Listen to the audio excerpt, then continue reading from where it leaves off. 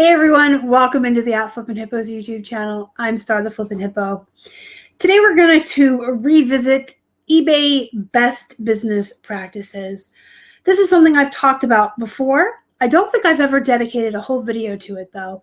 And I think it's time to revisit it just so everyone has a really good, solid idea of the best practices for eBay going into Q4 so that we can all have the most successful Q4 that we can.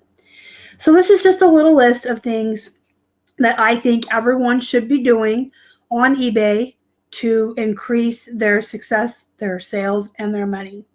These are things that Keith and I do.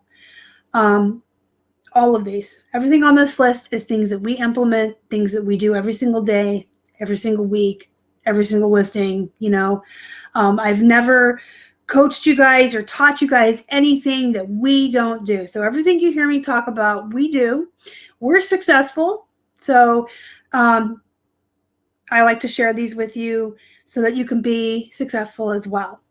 So the best practices for eBay, in no particular order, number one is free shipping, especially in Q4, and I cannot stress this enough. I know there are a lot of you that are against free shipping. At least for your first class items, consider it. Build it into your price because it's not really free. Free shipping is not really free. Your buyers are still paying for it. You're building it into your price, but they think they're getting it for free. It's a whole psychology thing. Buyers like to see the little fast and free truck on the listing. They like to see the words free shipping. The majority of buyers who shop online, when they use the little filter toggle in the results, they hit free shipping. Amazon has everyone convinced that free shipping is the way to go. So it's kind of like a marketing ploy. It's something you want to do just because psychologically it does work on buyers. They like the word free and they love free shipping. So at least consider it for your first class items. We don't have it on a lot of our priority, and that's fine. But our first class items do really well, and I think they do a little bit better than our heavier ones because they have the free shipping on it. And just build it into your price. So a shirt that sells for $15 plus 5 shipping is the same as a shirt that sells for $20 free ship. You pay your fees to eBay on the shipping, whether it's built into the price or you're charging. If at the end of the day the buyer pays $20 for the shirt, either way you're still paying the same amount of fees. I think it's a no-brainer. I think it's a best practice. At least consider it for your 16 ounce and less items. Best offers. You should have these on. I know a lot of folks are opposed to these as well, for several reasons, and I'm going to debunk the 2 that I can think of off the top of my head. The first one is, I can't afford it. You sure can. Raise your prices. Leave some haggle room. If you want $20 for an item, don't list it for $20. List it for $25. Leave yourself a little bit of room to haggle. The second one, a lot of folks say, what too many people lowball. Too many people offer low offers. Okay. Every offer on an item boosts that item in the search engine because it makes it look more desirable. If you have best offers on and somebody sends you a lowball offer, instead of taking it personal, just look at it as like a free boost in the search engine. That person has just alerted Cassini that you have an item that is desirable that other people want, and you'll get a boost. I cannot tell you how many times I have gotten a lowball offer on an item and then it will sell for full price within a few hours because it's now got a boost. So someone else saw it and bought it, someone that knew its value. Don't take your lowball offers personal. You guys have got to get your emotions out of your business. If you're taking things personally or you're allowing your emotions to run your business, you're not being true to yourself as a business person. You cannot have emotions in business. You cannot take things personally. The person who lowballs you isn't doing it because they don't like you or they think your item's trash or they think you're garbage. They're doing it because they're trying to get a deal. They're doing it because the offer thing is there. Whatever. Just counter with 10% off and move on with your day. Your item got a free boost. And price your items accordingly so you have room to do the offers. The biggest reason I think you should have best offers on is because all of the listings on eBay that have best offers get preferential placement in the searches. So if you and I have Henry back here, the big gray hippo, if you and I both have a Henry for sale and everything else is the same, we both have free shipping on Henry, we both have next day handling on Henry, I have best offers and you don't, my Henry's going to come up first. Now, let's say I have free shipping, best offers, and some of these other things on Henry that we're going to talk about next, and you have none of that. Clearly, I'm going to get preferential treatment. So having best offers on is good to get your items seen more, a boost in the searches, and then every time you get an offer on it, just remove the emotion out of it. It's whatever. It's a free boost. Now we're going to talk about your handling time. You should absolutely not be having handling time longer than next day unless you're on vacation. Clearly, if you're on vacation or you're out of town or you had a family emergency and you had to put your handling out to 5 or 10 days, that's an exemption. But for your day-to-day business, you should have next day. We have same day. Our cutoff is 9 a.m., so we're not frantic at 4:50 when something sells to get it out that same day. You can set your own cutoff time, by the way. So ours is 9 a.m. So anything that sells after 9 a.m. can go out the next day. We don't have to stress. But at least have next day. If you have handling out further than that, you are losing out on sales. I know a lot of you say, well, I like to put 3-day handling on and then ship it the same day so I can get really great feedback on how fast it was. And that will happen. If you have 3 or 5-day handling on and you ship it out same day or next day, you're absolutely going to get positive feedback because that person got it way faster than they expected to. But is that worth all the other sales you're losing out on? Buyers are not looking for stuff that's not going to ship right away. Think about Amazon Prime. Think about, since everything happened this year, all the people who had to wait an extra day who were messaging us, you know, where's my item? It was supposed to be here. People want their stuff now. And if they see your item has 3-day handling and this one has next day, they're going to buy this one. Also, the next day and same day handling, again, gets preferential treatment in the searches because that's what buyers want and that's what buyers are looking for. So the algorithm on eBay will put stuff with faster handling times up higher in the searches. Especially in Q4 when we're getting near the holidays, buyers are not interested in items they're going to have to wait for. I mean, some will buy it clearly, obviously, because they buy it, they get it, they give you the good feedback. I hear that all the time. But if you just change it to next day, I guarantee you, you're going to make more sales. You're going to get more attention on your items, more traffic in your store, and you're going to make more sales. The next thing is to run sales. If you have a store subscription. If you don't have a store subscription, the ability to offer markdown and sales is not open to you. But if you have a store subscription, you should be running sales. Again, price your items accordingly so that you are able to run the sales. You should be running them all the time. You will get a boost in searches for just having the items on sale.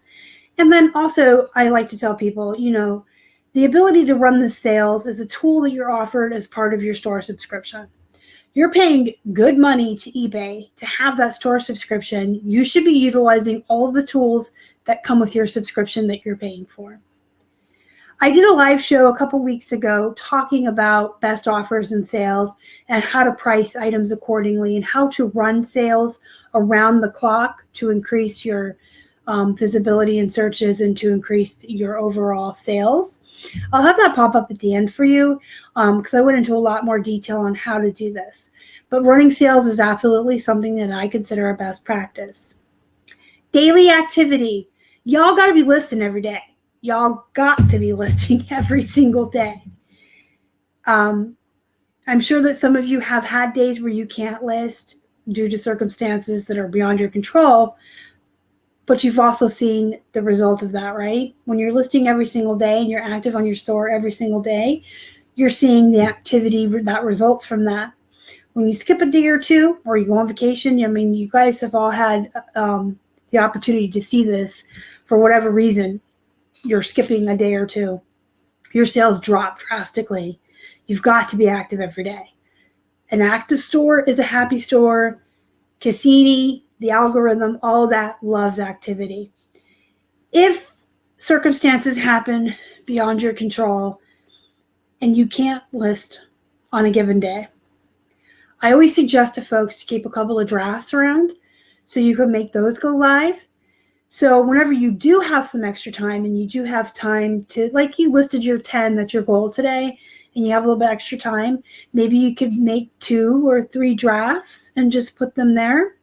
So if something happens, that's out of your control and you can't list, you got these drafts that you can make live.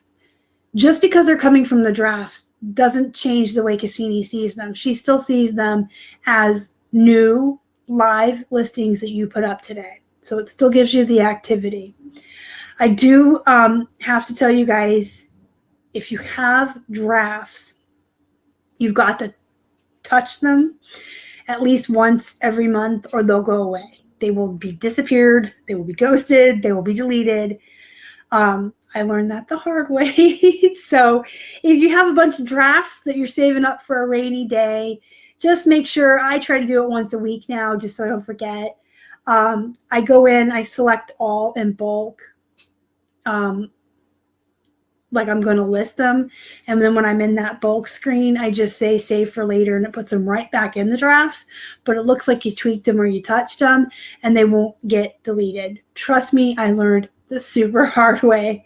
Also, I have heard if you use the app on your phone, it doesn't show you all the drafts. So if you have like 30 and you could see them on your desktop, you may not be able to see them on your app. That doesn't mean they disappeared. Check your desktop.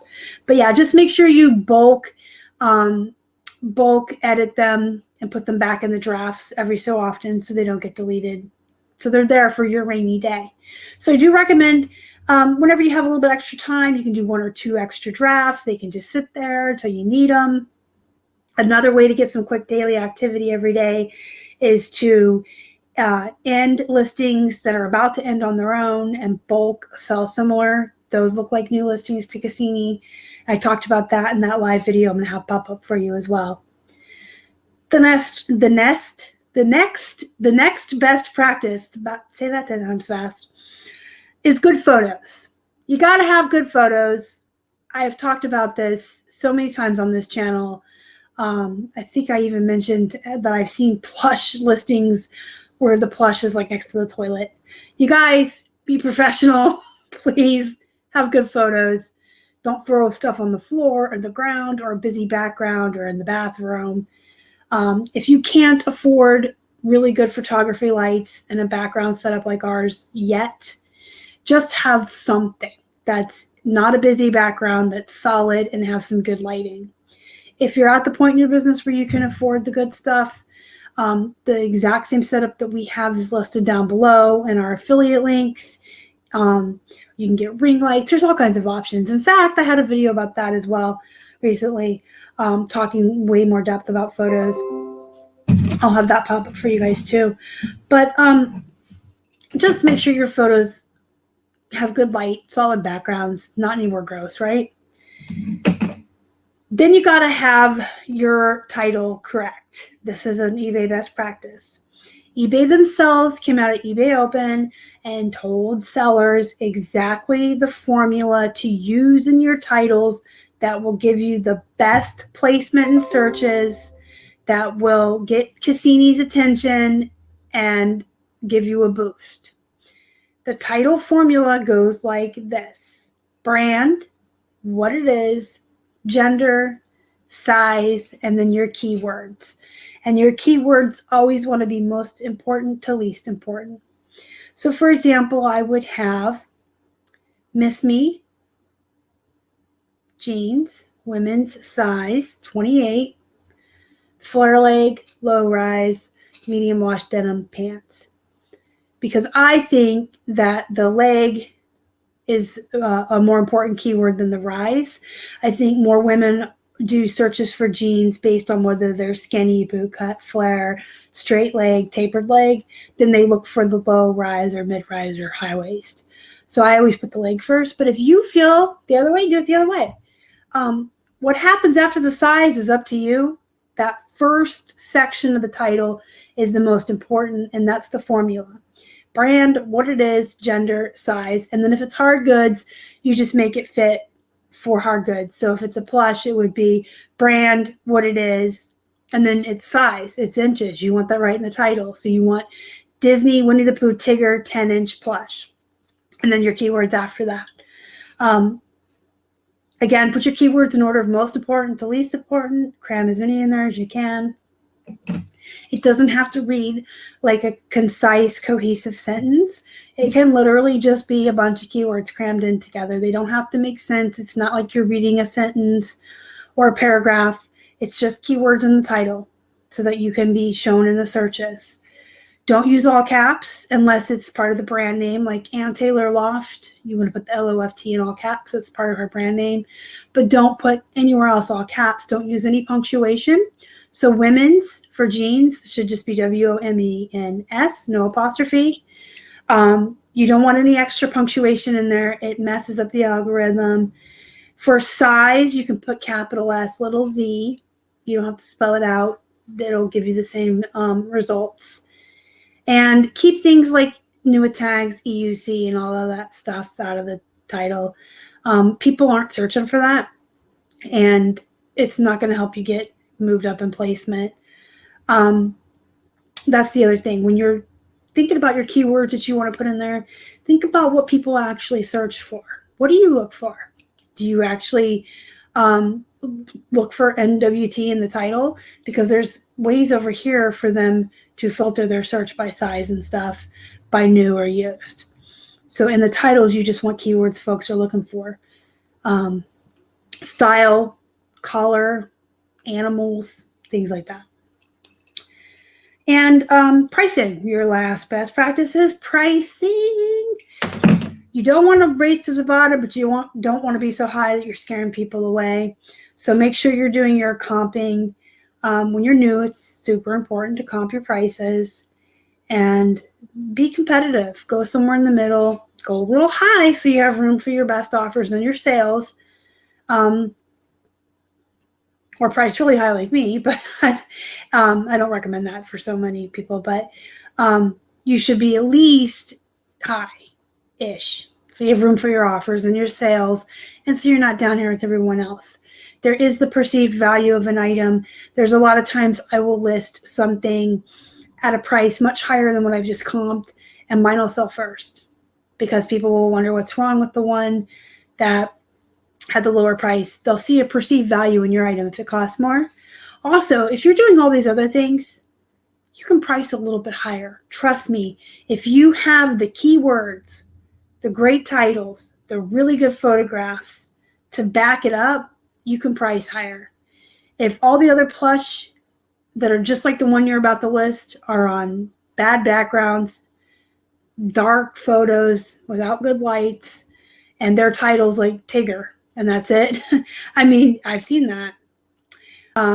Yeah, if you've got the professionalism look and feel to your listing to back it up, you can absolutely price higher because your item has the ability to get a better price if it's a better photograph with great lighting, good keyword, great title. It justifies the price. And again, people have a perceived value of items. Remember that. Sometimes they look at the stuff that's priced lower and they think there's something wrong with it. So just to recap before I let you go, the best practices for eBay are free shipping, best offers, same or next day handling, running sales, daily activity, good photos, follow the formula for titles, good keywords in your titles, and your pricing. Any questions, comments, concerns? Leave them down below in the comments. Don't forget to hit the thumbs up before you leave. It really helps the channel out. If you haven't already and you'd like to, please subscribe to the channel and help us feed a hungry hippo. You can find us on Instagram, Facebook, and Twitter. We're at Flippin' Hippos on all social media. And don't forget to join our Facebook group. It's called Flippin' Hippos Reseller Pod. Link is down below to join. Until next time, go be productive. Go implement these best practices into your eBay store and go make some money. Thanks as always for watching. Y'all are the best. Bye.